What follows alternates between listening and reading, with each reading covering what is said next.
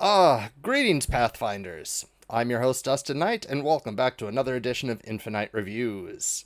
Tonight, we're going over the awesome Heroes of Omen Nanocyte, character classes Witchwarper, and character classes Precog from Pathfinder Infinite and Itch. First, though, I do need to clarify that all views on this show are my own and have not been reviewed or endorsed by Paizo. My ongoing goal is to showcase and review as many third-party Pathfinder and Starfinder products as possible. As usual, if you have any requests for other products I haven't already given a thorough review, please feel free to contact me on social media or catch me on my Discord at infiknight.net. In addition, if there are any products that you want to see the past reviews for, you could check them out at shows.infinite.net. I also want to give a quick pre-show shout out to our mailing list, which you could sign up for at mail.infinite.net, because that should be going out very, very shortly, either during the show, immediately following the show, something along those lines. And I'm just going to throw a link into chat. There we have it. All right. Also, just some quick little news that I would like to go over. Yes. Okay, sorry, I just had some alerts. Yeah, the stream name was wrong at the beginning. Oh, and to answer people's questions, yes, there was a song. I am using new music. A Warcraft guild member, a fan, a cool person, goes by Riffamal or Terry. Made this song for me called Fox in My Eyeball. You could find his music, his full SoundCloud playlist and all of his information at twitter.com/terrymusics. I'll go ahead and throw that in chat too. I thought it was really touching and cool, and I'm flattered to have somebody who wants to make cool music for other people, for me. There we go. All right. So, just quick shout outs here. You should definitely check out the Pathfinder, the Paizo.com blog, as there's some really touching, incredible, amazing, awesome, and in some cases fierce comments on this great Paizo Pride blog post that has a bunch of LGBTQA plus creators from the Paizosphere giving their explaining what they're proud of for the past year. And it's just a really, really touching, cool blog post, and I hope everybody checks it out. I do want to give another shout out to Dice Will Roll. They were, Derry from Dice Will Roll was on my show last Friday, and their first episode of Fist of the Ruby Phoenix came out live about 6 days ago, and it's really cool, and you should definitely check it out. Personal bias note, they're using at least 2 Pathfinder Infinite products, at least one of which is mine, so I think that's really cool, and I want to see more live streamers, more creators. Heck, I just want to see more players using all the great material that we make on Pathfinder Infinite. Also, still wanted to point out that Paizo still has an editor position open, so if anyone out there has editing experience, even if you don't think you have enough editing experience, honestly sign up, because the experience of interviewing with Paizo is immensely positive and helpful, and it will help. I mean, it helped me as a creator. I'm sure it will also help you as an editor, just to kind of get the, I don't know if there's a test or qualifications, but to get the information on that will be an experience. And they've made it very clear that they want as many people to apply as possible, no matter how experienced they think they are or otherwise. Yes, and like Helen, I'm a Paper Ninja said in chat, you have to be in either Indiana or Washington, or be willing to relocate to Indiana or Washington. Also did want to point out that there was a tweet recently, either by, I believe, yes, it was Aaron Shanks, about 2 weeks ago, said that there will be some kind of Pathfinder Infinite, Starfinder Infinite celebration in, I believe, August. So definitely check that out. Can't wait to see what it is. I don't know. More information will be forthcoming, and when I get it, I will divulge it if I can. Furthermore, there will, of course, mid-July, so in about 2 weeks now, 2 or 3 weeks, I will be sending out information on the Gen Con Mega Bundle.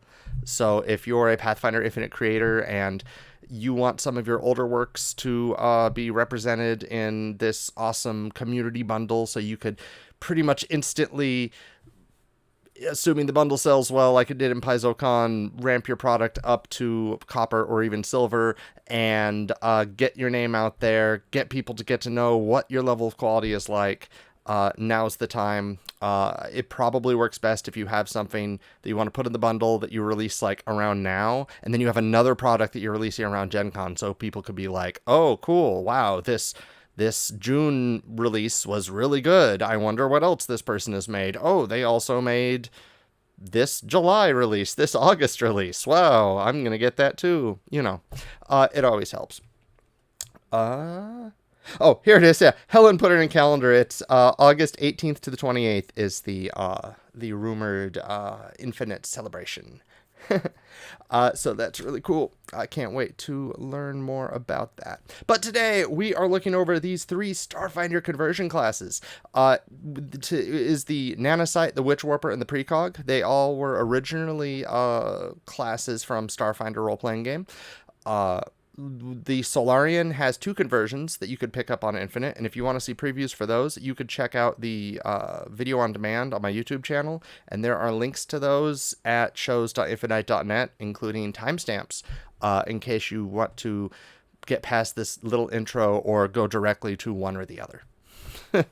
But today is not about the Solarian. Today is about these 3 classes, which I'm so thrilled to see, because I gotta admit, like, these 3 classes in Solarian are my 4 favorite classes from Starfinder. They're so creative, they're so iconic, they're so cool, and while especially the Nanocyte in this case really plays onto the whole, like, there is technology in Galarian. A lot of it comes from the stars. Some of it is just weird, like, time warpy stuff, but you don't really have to play these as high-tech. Like, there's so many ways to easily convert even the Nanocyte, the most high-tech of these classes, if you wanted to straight-up fantasy. Or you could play the science fantasy. That's cool, too. I like that, too. But I just want to get that out there because my ideal Nanocyte has always been one who kind of, I don't know, like, magnetic, spiritual, telekinetic kind of, like, thing, which that kind of works with this too pretty well. This is a really good thing for that too. But it's also really cool just for the intended flavor that it has in here. So, Heroes of Omen, the Nanocyte. This is a for those who don't know, nanites are extremely tiny machines that they can incorporate into organic beings to kind of heal them or tear them apart, but they could also be used to build anything. In Starfinder, they have these things called universal build points where they're kind of like nanites. It's like a gray goo that you could just kind of shape into whatever you want, which helps kind of gentrify the whole building process and coins and whatnot. Oh yes, and this is written by Kevin Glusing of Samurai Sheepdog, who has incredible work on Pathfinder Infinite that you should totally check out, and I've done lots of reviews of. All right, so the Nanocyte. So straight up, the main ability you get here is Shape Array. It literally lets you shape your nanites into one of 3 different arrays, either inside your body, where it kind of reinforces your physical stats, or as a big cloud, so you get that kind of like, I'm just going to use some anime references, that kind of Senbon Sakura or Gara Sand cloud of little particles under your control, or you could have it shape into gear, literally make a weapon or armor or some kind of a gear.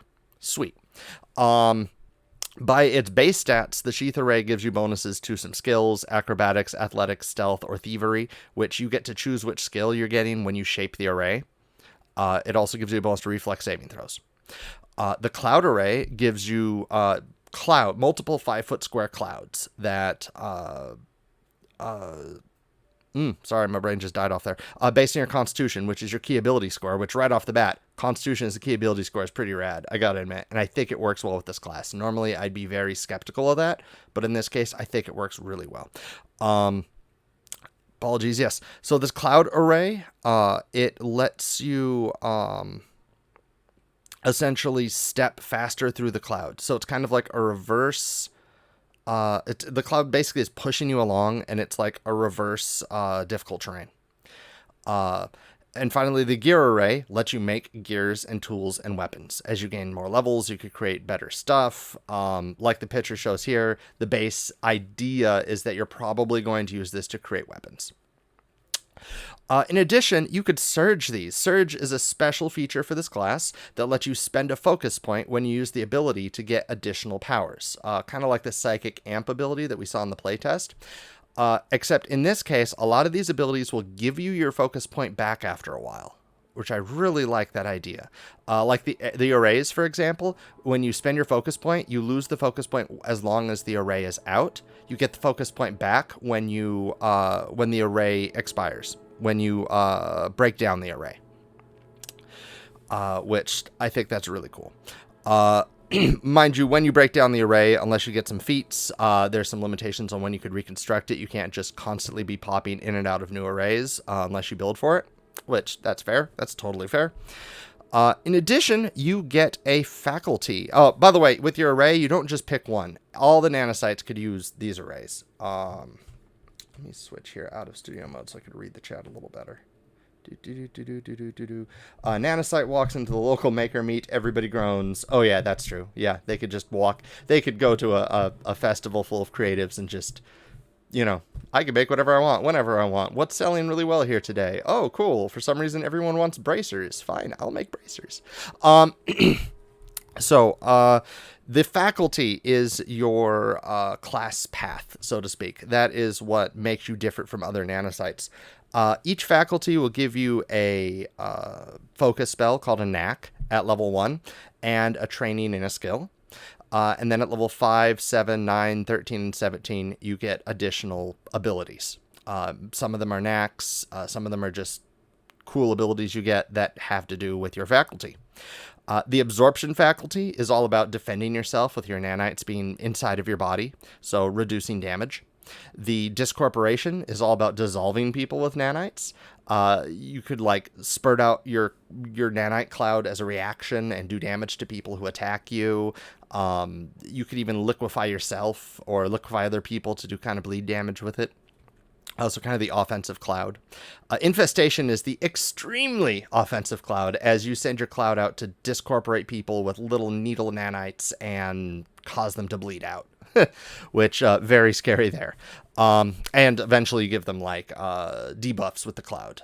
So it's where discorporation is more kind of instant damage. No, discorporation is discorporating yourself. My bad. Yeah, infestation is the ongoing damage and debuff one, where if you want to do instant damage, you go obliteration. Obliteration is where you have a cloud that does instant damage, which I think you could also use with the weapons that you form if you want to go a weapon build instead of a cloud build. I am totally biased toward the cloud build. I love the fantasy of having telekinetic clouds that you could control. It's very much, come to think of it, like the Star Spinner, telekinetic balls, telekinetic clouds. I don't know. I love that idea of being able to walk around with your arms folded while other little things do everything for you. I don't know. Maybe I like funnels too much from Gundam. Redirection is all about redirecting force. You could use it to make your weapons do more damage by having your nanites push the projectiles out faster. Or you could use it to slow down other people's attacks to defend yourself a bit. And finally, regeneration is the healing nanocyte. It is about using your nanobots to regenerate yourself and others. Sweet. Now, one thing I do want to note is that you could totally get a hold of many of these abilities, regardless of which faculty you pick, especially those knacks with a second level feat, additional faculty training. So you don't have to feel like, oh man, I want to play the cloud fantasy, but I don't know if I want to do damage or discorporate. Yeah, just wait till level 2 and you can do both.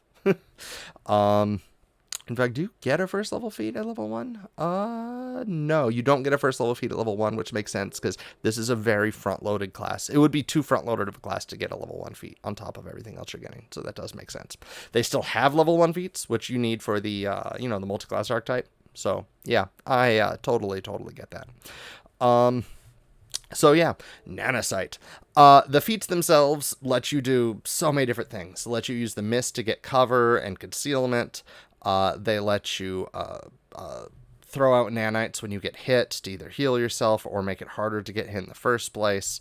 They let you switch around what weapon you have without having to reshape your entire array, which usually would take considerable more actions and focus points to do. They let you reconfigure what you look like by switching the nanites around inside of your body. They let you heal yourself with the damage you deal to other people with your nanite clouds. They let you create barricades, create shields with your nanites that instantly raise up, which, that's always going to be awesome when you're just standing there and somebody tries to hit you and suddenly this big cloud of particles just appears in front of you and blocks their attack. Oh, I think that's so cool. Honestly, like every time I think of the nanite, I think to myself, this is almost something that like a BBEG should be doing, right? Like this is antagonist level power. Like just the fantasy is antagonist level power. It's so rare to see a protagonist who does something like this, just because it's so kind of ominous and powerful.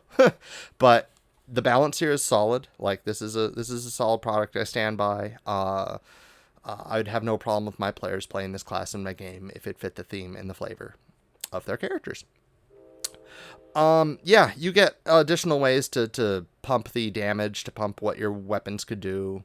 You get the ability to shape at level 12. I love Instant Architect. Our Instant Architect lets you literally shape your nanites into a structure. Oh, hi, Scrip. Nice to see you. Oh, and Straven. Hi there. So you could even create structures with your nanite clouds, which I love that. I love that. Excuse me there. Going over the Nax a little bit. Yes, you have a way to do damage with your cloud that then heals you hit points. You have a way to just heal hit points if you just want to do the, instead of stealing essence, you just want to use the nanites to regenerate. You could do sonic damage by doing kind of loud sounds by having all these microparticles smashing against each other super, super fast. You can overclock your weapon. Literally your nanites become hyper excited, and you could flavor that as either like your arrows are shooting faster, or frankly you could flavor that like a chainsword, or like Misaka Mikoto's magnetic sand whip, which is made of a bunch of little tiny particles of magnetized sand moving super fast, so they could cut through anything. Yeah, a lot of stuff like that. Oh, how could I forget this? 18th level, they have a feat called Become Legion. You literally meld your body into your nanites. You can do it once every 10 minutes to transform into a nanite fog for up to a minute. You become huge. You gain the swarm trait, a fly speed of 40 feet. Immune to a bunch of stuff because, you're a swarm now.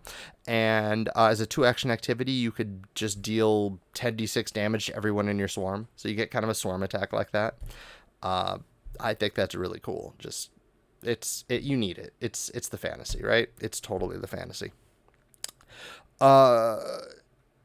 You get feats that let you gain position-based benefits with your cloud if you want to play more of a melee nanite, or like have both a cloud and a weapon, which you could eventually do with the right feats. So you get, flanking bonuses or whatnot. They have just a bunch of really cool stuff. Like I said, this class is just so much fun. And while kind of the default fantasy for this would of course being like, from Numeria, or even being an android from anywhere, honestly, the flavor here is so robust. Like there's so much you could do to flavor this. You could do this as like a magnet based telepath, or like there's a lot of cool ways I would love to see this incorporated in the game. Heck, I'd love to see somebody who, like, I don't know, uses coins instead of nanites, or uses like I said, magnetic sand, or uses just sand. Uses anything with this. Uses cherry blossom petals. Uses whatever. Like there's so many ways you could use this. Blood. That'd be another way to use this, or any kind of a liquid. Ice. Water and ice. You could do a lot of cool stuff like that with this. Sand. It's everywhere. Oh. Little origami stars. Yeah, you could do this as an origami master, actually. You could do this in a free archetype with the origami master, and you could just have little ripped up pieces of paper or little tiny origami stars or whatever, just shooting out and giving everybody paper cuts to do that bleed damage. Oh, that'd be brutally fun. That'd be really, really cool. You could even do this with cantrippers and just a bunch of cards, because if you've never had a slumber party where you're just throwing draft bulk commons at each other and flicking cards at each other for a couple hours at a time. Actually, I don't really recommend it. It hurts a lot. But it was a thing. It was totally a thing. And of course, you have the multi-class archetype for the Nanocyte. So if you want to play a fighter, a rogue, a wizard, or whatnot, and you're thinking I want some nanite powers, but I don't want it to be my entire character, you got the multi-class archetype thrown in here. So there we have it. The Nanocyte. Really cool book. You could pick that up on Pathfinder Infinite. Let me throw a link into chat real quick. There we go. And yeah, let's go ahead and check out our next class, which is the Precog. Oh man, so for those who don't know, the Precog is a class that for whatever reason can manipulate time. It could be that they were lost through time and now they're like, in the past they should have never been in. They could maybe see a little bit into the future. There's maybe they're just time distorted. They're like out of phase with their current time for whatever reason. There's 100 ways to flavor the Precog, and that's one reason the class, I believe, is so popular with people.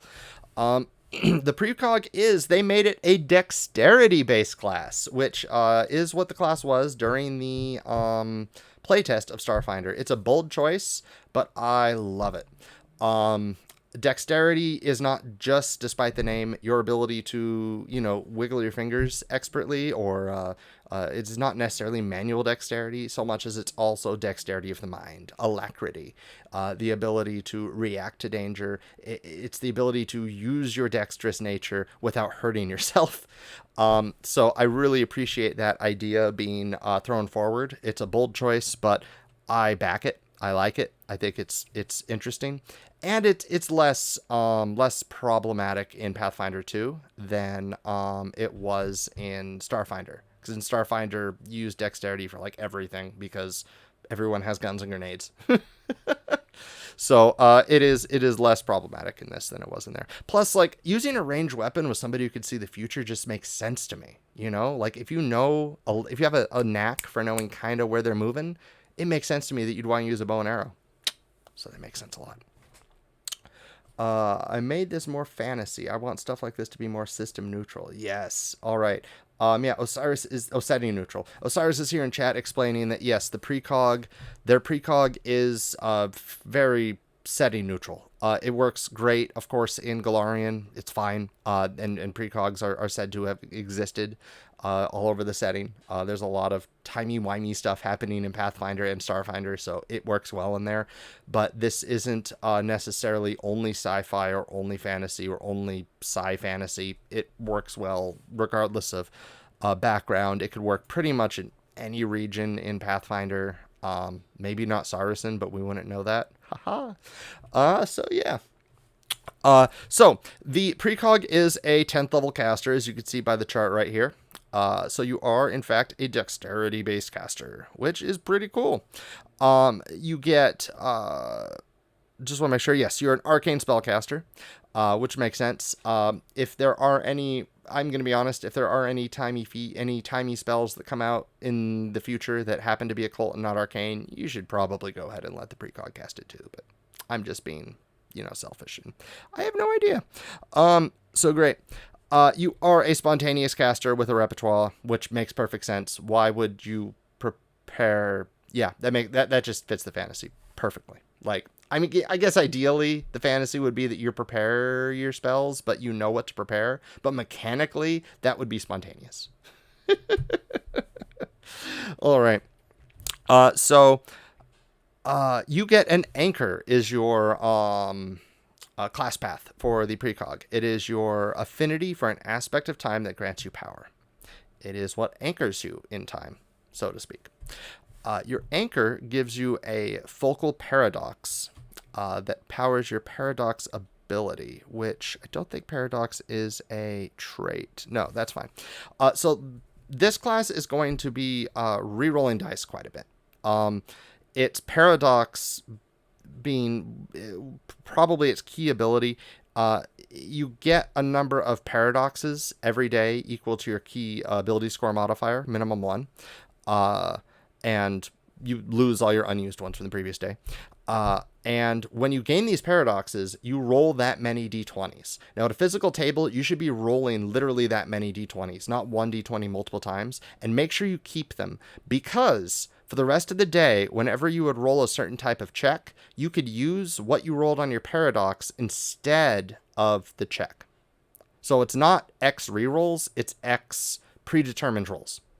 And at a physical table, I think it was really fun to have a bunch of different dice and just keep them in front of you and be like, here are my paradoxes. I'll use this one. No, I'll use this one. I'll use this one. But what you could use the paradoxes in is determined by your anchor. You could expand that with feats, might I add. And it gets expanded over time as you level up. For example, Chronomancers can get paradox in perception plus 1 skill of their choice. Time Warped get it on any initiative check. There's 3 here for different saving throws. Dimension of Time, Doomed Future, and The Gap. And Fragmented Past gets it in any 2 skills they are trained in, which are chosen at first level. Great.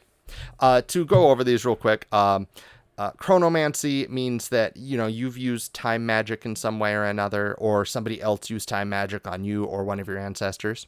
That's why you're anchored. Dimension of Time means that you are being pulled toward the Dimension of Time. Maybe you encountered a Hound of Tyndalos. Maybe you accidentally explored the Dimension of Time, but that's how you got your powers. Doomed Future means that you have witnessed the apocalypse. Maybe you're from the timeline in which the apocalypse happened. Maybe it was just a premonition, but that has given you some insight into what will happen before it happens. Fragmented Past means that there's a moment in your life that never should have happened. You literally accidentally walked off the timeline. So you are now existing in a different timeline, but you get some inklings into that timeline you're supposed to be in. That kind of helps guide you back to there and gives you that ability to manipulate fate. And The Gap, which I love. The second I saw that, I'm like, oh man, The Gap, it's Starfinder. The Gap is literally you have a large gap in your memories that you can't seem to access, and you could seem to pull temporal power from it, which obfuscates elements of your current timeline. So like maybe you just know everything that's ever going to happen, and that was too much for your brain, and now you have a big gap in there. Or maybe you learned something you weren't supposed to learn, and the gods were like, nope. But now that you have that gap in your memory, it gets filled with premonitions or something about what's going to happen. I think that's really cool. Yeah, Osiris in chat saying this class plus Chrono Skipper is going to be perfect. Oh, that's interesting. Yeah. All right. Oh, and Time Warped means that for some reason, some time travel experiment probably gone awry, allowed you to bond with the time stream in some way that gave you these powers. Cool. Makes sense. You do get focus spells with this class. So cool. They're called time spells. Yeah, focus spells. Note that at level 3, you get improved paradox. You get additional skills added to your paradox. And at level 9 and 15, your paradoxes improve even further. Like Chronomancy, you could slow down time a little bit, and enemies will lose reactions unless they make a reflex saving throw. Dimension of Time lets you make it so a item you're holding never suffers the ill effects of time, and there's some bonuses for that. These anchors all power up over time. So the path that you make is not just a first level decision and or first level plus a bunch of feats. It will stick with you, which I really appreciate that. I really like that.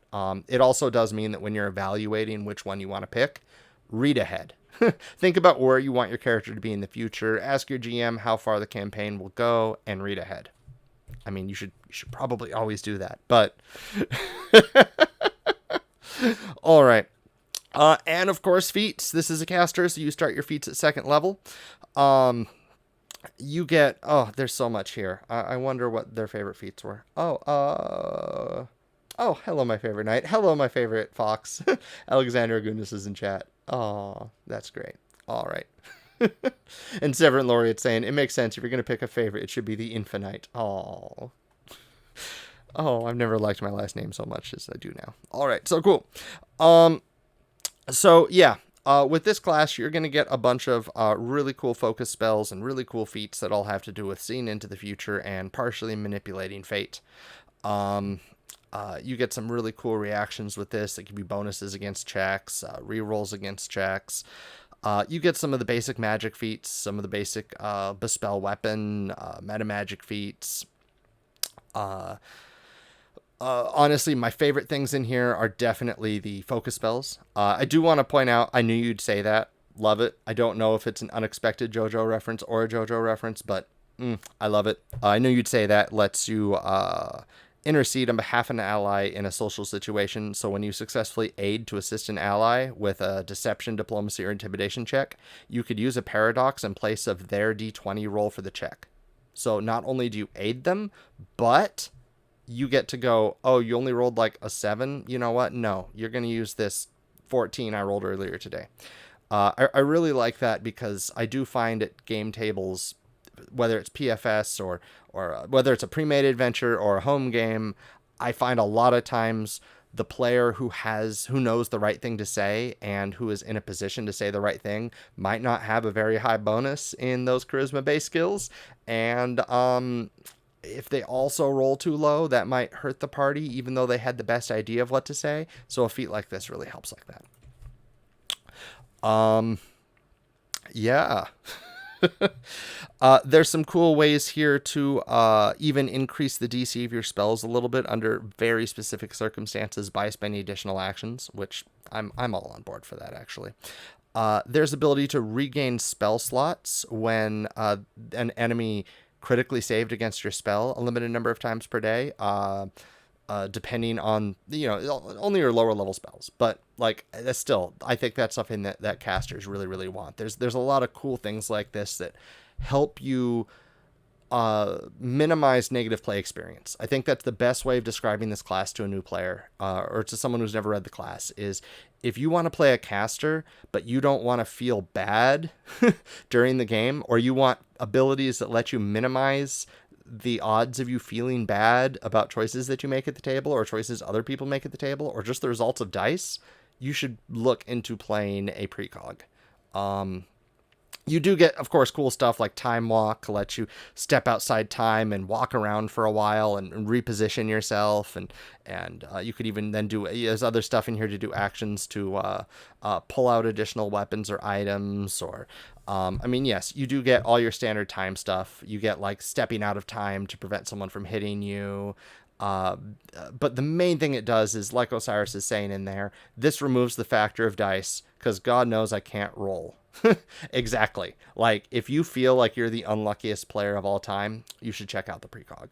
And I don't think it's done unfairly. I don't think it's like there was a luck bender in Complete, I want to say Adventure, Complete Scoundrel, I think it was, in 3.5e that was considered broken because they just got so many rerolls per day and they could turn like natural 1s into natural 20s and do a bunch of other stuff like that. This is not that class. You are rolling the dice in advance. You're not getting just a reroll. It does help that I don't think Paradox is a fortune effect. Now that I stop and think about it, I've never considered this when I was first reading the book. Yeah, Paradox isn't a fortune effect either. So if you feel like you're the person who, I had a player just yesterday do a recall knowledge check and I let them roll it because we're playing play by post, and they rolled a natural 1 and then used a hero point to roll again and rolled another natural 1. And like, I was just thinking like, man, if only they were a precog, this might not have happened. I mean, it would have happened, but they might have been able to be like, you know what? Fine. I'll use the 7 that I rolled earlier today. I'm a Paper Ninja is saying, I felt this actually becomes a silly class too because of being able to swap in for just the right thing, and maybe because I did my build as Chronomancy. Oh yeah. It could be kind of a silly class, I suppose, but I'm all in defense of silly. I wrote an article on No Direction last week or 2 weeks ago about in defense of silliness. Yeah. Oh, you meant skilly. Oh, a skill-based class. I thought you meant silly because you're like rewarping time and you could like say what happened when you failed in some other timeline. Because that's my favorite part of playing a Precog or a Witchwarper, or even playing with one at the table, is talking to the GM about it and being like, so what do you think happened in that other timeline that we abandoned where they failed the diplomacy check? And they're like, oh, it probably went to war with them. So there's some other timeline where we're at war with them. You know, no, cool. Yes, skilly. It is a good skill-based class. It really is. You don't get skill increases or skill feats every level, so there is that. But the ability to potentially not crit fail but still get to roll the dice does make this a solid skill-based class. And you do get a lot of cool abilities, like advanced preparation lets you pre-prepare items and pull them out right when you need them. You know, it's kind of like I think the vigilante or the dandy gets an ability like that. It's kind of like that, or maybe it's a Pathfinder class that gets that, but it's that classic ability of pre-purchasing items through your feet and having just the right item at just the right time, because you saw into the future. I do like talking about the 20 level feat. So, Timeless Paragon. You exist in perfect synchronicity with your timeline, gaining an impressive degree of control over your existence. You no longer age, nor do you die of old age. Once per week, you could act as though benefiting from a mnemonic editor, allowing you to change up to 2 levels worth of decisions. Once per month, you could perform the same action, though you could change up to 10 characters levels worth of decisions. Once per year, you could change 20 levels worth of decisions. Oh, that's pretty cool. I like that a lot. Although you cannot retrain out of the Precog class, and you also gain the Rewrite Time spell, which the 10th level focus spell Rewrite Time lets you as a 2 action. You can duplicate a 6th level or lower spell, 5th level or lower. It's a lot like Wish Rewrite Time. It lets you do a bunch of cool stuff. So cool. That's a great capstone. Yeah, that's a really cool capstone. This is now not the darkest timeline. Yeah, well, I mean, there's still light. Otherwise, my camera wouldn't work. So it can't possibly be the darkest timeline. All right, so focus spells. You could heal a little bit with Blessing of Youth. And it also gives a speed bonus. You could use Cheat Time at level 16 to get up to 6 actions, including attack or cast a spell. But when you use attack or cast a spell, your cheat time actions run out. So those better be your last actions. So you could use it to like move, manipulate objects, do all that kind of stuff. But once you use it to basically affect somebody else, your cheat time ends. Although you can combat maneuver. You could do disarm, grapple, shove, or trip as much as you want without ending cheat time. So you could spend 3 actions to cast cheat time and use all 6 actions to attempt to disarm, grapple, shove, and trip somebody. Which would be very funny with Assurance. You could just be like, I'm going to take 10 on all 4 of these. And GM, just tell me which ones work. And then on the ones that don't work, you could be like, okay, I'll roll the dice for those 2. Oh, thank you, Rainbow Whimsy. That was the article I wrote. Thank you so much. Oh, I should definitely link to this as well, shouldn't I? Precog on Pathfinder Infinite, which I know where that is. There we go. All right, so let me go ahead and link you here to the Precog while the train goes away. Oh, and that reminds me, I also have to get the link up. I'll get the link up for the Witchwarper now, because that has a special link, because you could get the Witchwarper straight from Osiris's, Eldritch Osiris itch, which is right... Oh, I'm looking at the wrong Discord. There we go. Ha ha ha. Choo choo choo. Yep, that is the train. The train should be slowing down in about 6 months, which seems like a long time off, but it's something I've been waiting for a long time. All right, cool. So, you could get both classes on Eldritch Osiris games, including the Witchwarper, which is right here, and the Precog, which is also on that site. The Precog is right here. There we go. So we got links in chat for all of those. And there's some products on there that aren't on PFI. So go ahead and check that out. I love supporting our creators. All right. So where was I here? Precog. All right. So yeah, Precog, really cool class. It has its archetype dedication all filled out. So if you want just a little bit of Precog, maybe you want to be an Oracle Precog and be a real Oracle, you could go ahead and do that as well with just the spellcasting archetype. How are we on time? We're good on time for one more of these. Awesome. I am just kind of skimming through these. There's a lot of really cool stuff here. I don't think I could do this justice even if this was the only class on my stream, because there's so much cool stuff in this. And this is such a cool class. All right, so let's go ahead and check out the Witchwarper. So if anyone here has already purchased the Witchwarper, it has had a big update released like 45 minutes ago. So you should go ahead and re-download your PDFs, because it has some really cool updates that fix some little tweaks in it, and it's also a fantastic class. I love the Witchwarper in Starfinder. So for those who don't know, the Witchwarper is a class that's all about pulling in alternate realities, either alternate planes or alternate timelines. I tend to see them as timelines because that's what the Witchwarper in my game does, but not my game, the game that I'm in does.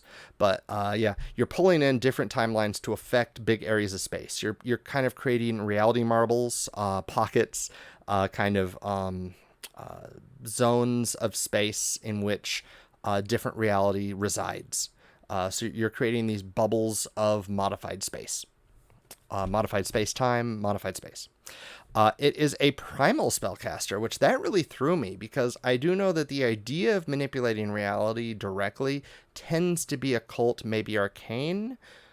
But then when I start thinking about what the Witchwarper does, I kind of get it. Like, the Witchwarper is about affecting the environment. It's really about replacing one environment with another, which, just based on spell list, like based on what you're doing with your spells, primal really plays up that fantasy better, much better. I thought that maybe, yeah, terrain, well, like Osiris said, terrain manipulator hasn't really been into E yet. It needs to be primal, that way we don't get tentacles. I don't know, witch warping to a reality that just has tentacles everywhere makes sense to me, but okay, that's fine. Like, this is the timeline where the Eldritch Abomination took over this planet, so there's tentacles everywhere. But yeah, honestly, you with any spellcasting class, I'm always of the opinion that you should be able to take spells from different lists, when it really, really, really, really fits your character and your GM is the one to consider it. Like, this is not a hint for players. This is for GMs. Like, GMs, if you see a spell from a different list that's like, that just fits the player so well and the party needs it, don't let the rules get in the way of your story. Oh, I know a lot of people don't believe that, and that's fine. All right. And of course, there's so many feats out there that let you take from other lists as part of the power. But like I said, that's why I said this is for GMs to decide, not for players. So yeah, primal spellcaster, charisma-based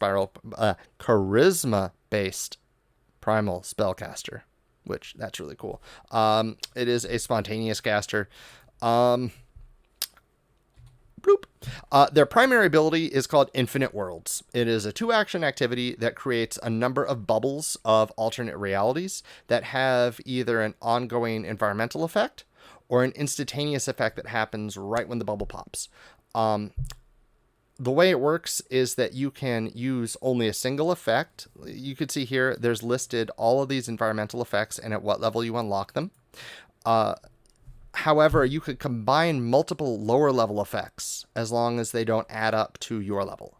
So, for example, a 10th level Witchwarper can use any 5th level effect, as they could cast 5th level spells.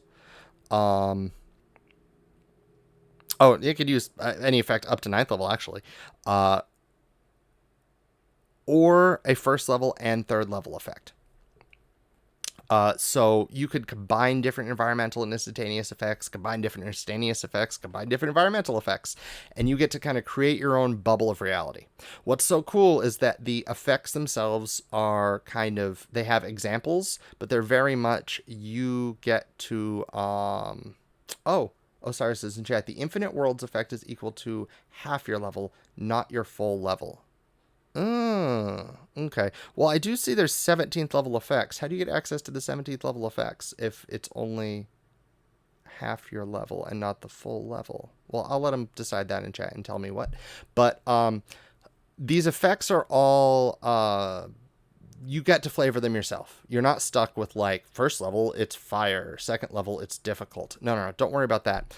Like, 1st level, you make the area difficult terrain.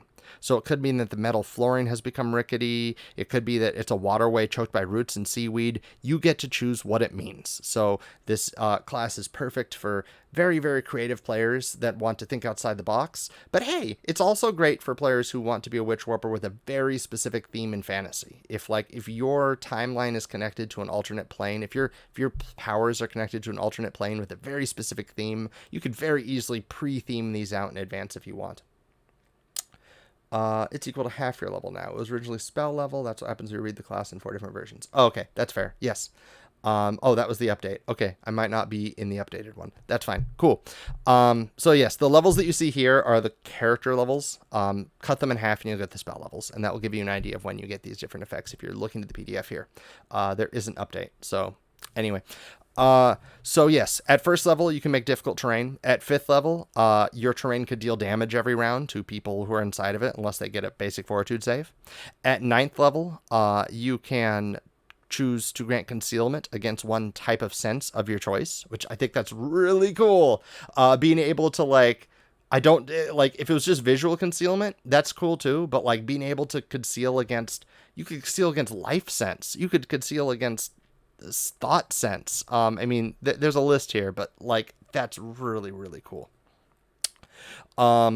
13th level, you could create a barrier that people can't move. So you could create kind of structures, 5-foot structures. They have hit points. People could break through them, but still, that's great. That's awesome. But yeah, I love being able to manipulate the battlefield. It's especially for crafty individuals. You could come in with little terrain for yourself as a player and drop them on the table. Talk to your GM in advance if you want to do that, of course. So, but I love being able to do that. I love being able to bring my own minis, bring out my airship, or bring out my walls of coral if you want to play. I'm thinking now like a merfolk, an Undine or a merfolk Witchwarper that does underwater stuff. And at 17th level, you can make the air thicker or thinner, filling it with toxic vapors and making it hard to breathe. Sweet. Very sweet. The instantaneous effects are stuff like a bright light that could dazzle, a brief earthquake or blast of icy wind that can knock people over, a disorienting event such as flashing colors or loud sounds or rain falling upwards in spirals that can make people stunned, a burst of damage. It does damage. Or you can entangle people, whether it's glue or vines or tentacles or whatever. All right, cool. Yes.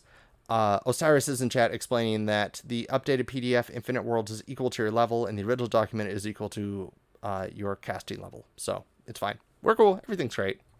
We know how this works. What's so cool about Pathfinder Infinite or any third party is because they're not having to print these in bulk quantities, they can update them instantly, and you'll just get that email and you'll know they found some little hiccup in the class that nobody noticed before. So cool. It's now updated and we have these really cool rules. And in my personal experience, if you find any problems in your third party work, honestly, it's very easy to find the author. They tend to put their Twitter and their handles and their email addresses in the first page on the credits, and you could just hunt them down and tell them, hey, you forgot the duration of this poison. Is it supposed to be a minute? And they're usually, at least in my case, very, very grateful and will update the PDF immediately and send it out to you because there's always mistakes made. Even Paizo makes mistakes. And of course, you could find us all in the Infiknight server at infiknight.net. There's a ton of creators there, and we're always eager to get feedback on our work. All right. In addition to the Infinite Worlds, let's see, you of course have all their cool feats. The feats of the Witchwarper do stuff like modify the Infinite Worlds. They give them additional focus spells.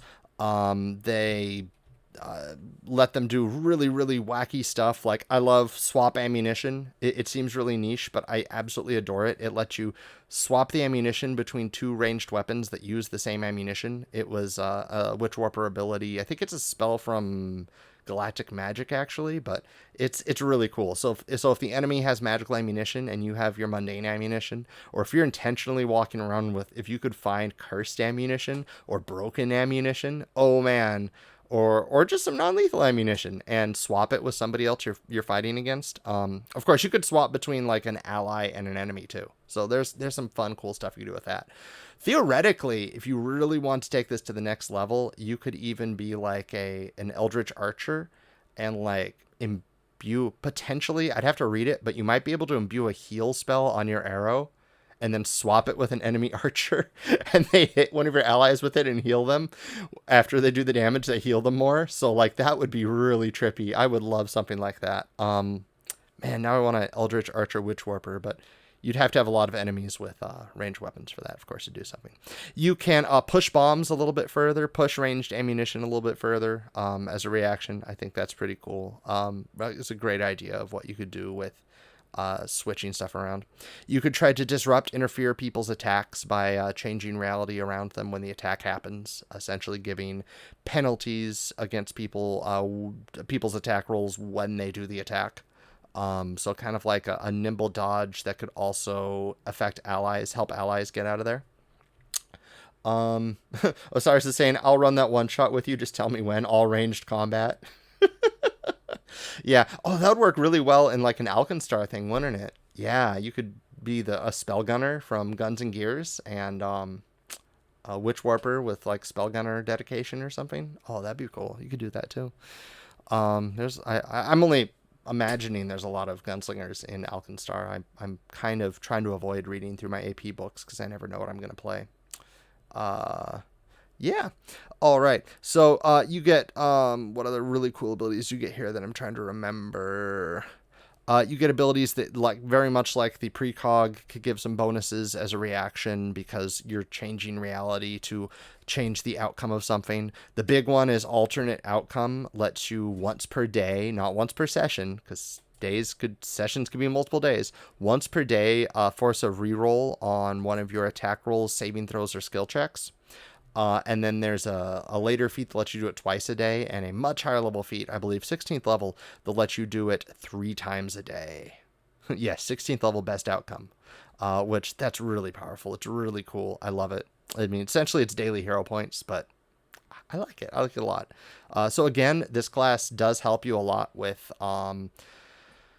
if you're the kind of player who feels unlucky. There's a lot of really, really cool feats and abilities in the Witchwarper that let you manipulate your luck a little bit. This is by far the biggest document I've written yet. Yeah, there's a lot of cool stuff in here. In fact, before the hour is up, I want to go over some of that here. In addition to this Witchwarper class and all this cool stuff you get to do, all this really cool stuff. In fact, I'm going to go 20th level feat. Have you ever seen a free action 20th level feat? That's pretty cool. At every turn, when you start your turn, you could become permanently... Oh, that's just the Quicken thing. My bad.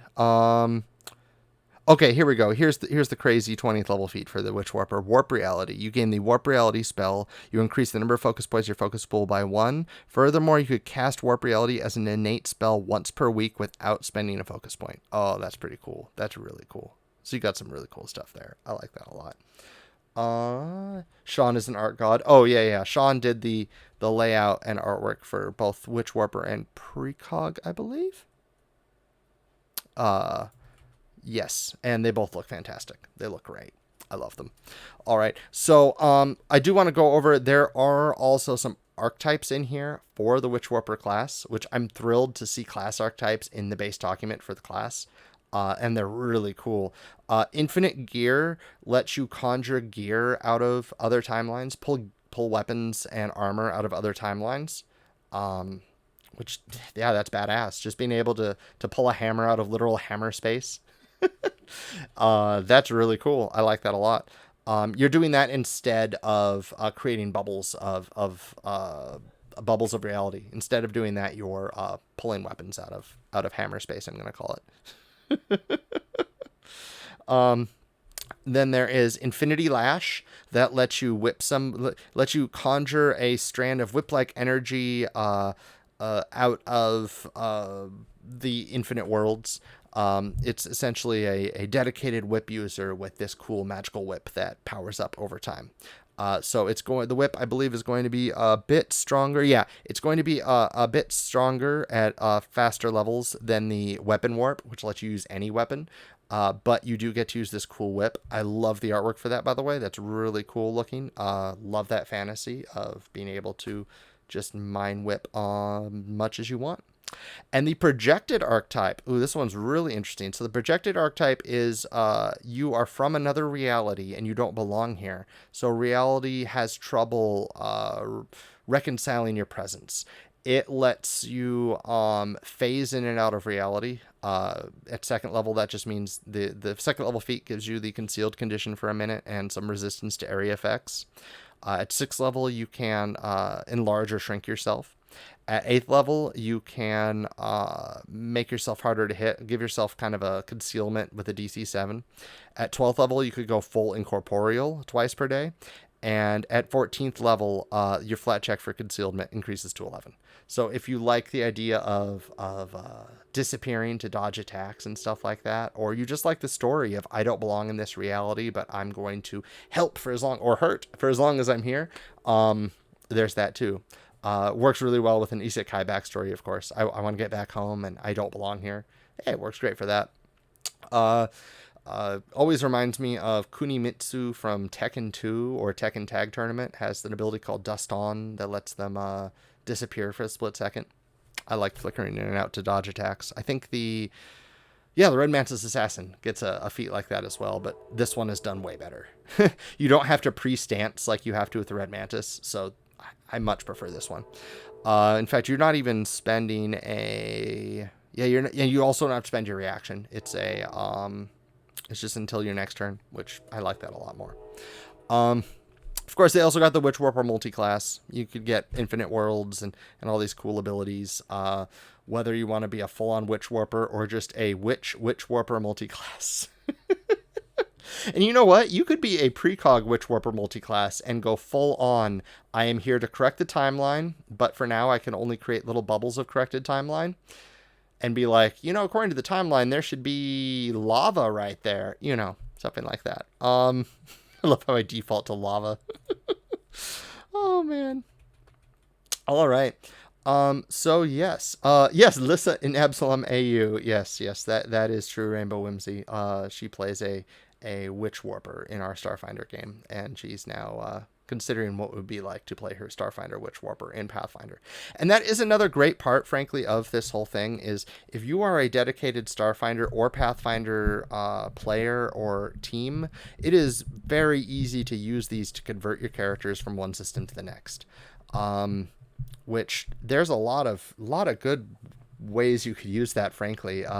If you have a Starfinder and a Pathfinder group and you kind of want to have them switch places for some kind of multi-table event, this would be a way to do it without having to completely rewrite your games for one system or the next within certain confines.